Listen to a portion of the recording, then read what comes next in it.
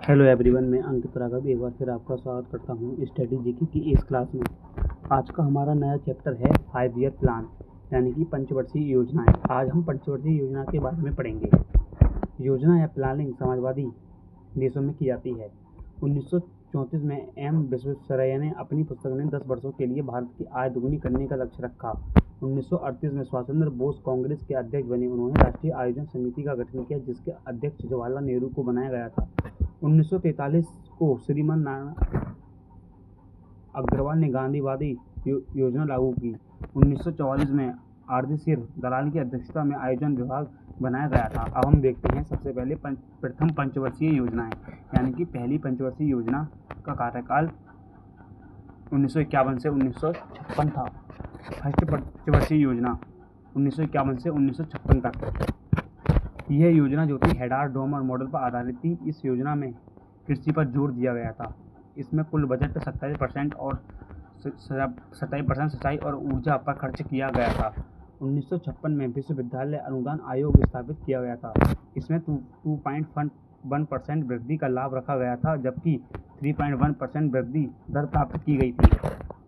अब हम देखते हैं प्रथम पंचवर्षीय योजना में उपलब्धियां क्या क्या हुई। इसमें भाखड़ा नागल बांध, हीराकुंड बांध, मेट्री बांध, दामोदर नदी परियोजना और 5 IIT की स्थापना। सबसे पहला खड़गपुर में UGC की स्थापना हुई थी। ये थी हमारी प्रथम पंचवर्षीय योजना।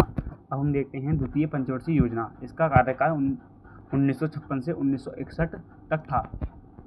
यह योजना जो थी महालनोबिस मॉडल पर आधारित थी। इस योजना में उद्योगों तथा पूंजीगत वस्तुओं पर बल दिया गया था। इस योजना से भारत में अर्थव्यवस्था शुरू हुई। उद्योगों पर ध्यान दिया गया था। इस योजना में 1958 में परमाणु ऊर्जा आयोजन स्थापित किया गया था। इस योजना के समय भिलाई स्टील प्लांट रूस और दुर्गापुर स्टील प्लांट ब्रिटेन और राउरकेला स्टील प्लांट उड़ीसा में लगाया गया था। चित्तरंजन लोकोमोटिव स्थापित किया गया था। ये थी हमारी द्वितीय पंचवर्षीय योजना। द्वितीय पंचवर्षीय योजना में लक्ष्य 4.5% लक्ष्य रखा, लेकिन 4.2% मिला था। अब हम देखते हैं तृतीय पंचवर्षीय योजना। इसका कार्यकाल 1961 से 1966 तक रहा था। इस योजना के दौरान 1962 में चीन से युद्ध हुआ, 1962 में पाक से युद्ध और 1965 में सूखा पड़ने के कारण यह योजना असफल रही थी। इसमें 5.6% का लक्ष्य रखा गया था। इस योजना के समय रूस की सहायता से झारखंड में देश का सबसे बड़ा स्टील प्लांट बोकारो की स्थापना की गई थी। इस समय IDBI bank of union bank की स्थापना भी कराई गई थी। अब हम देखते हैं योजना अवकाश।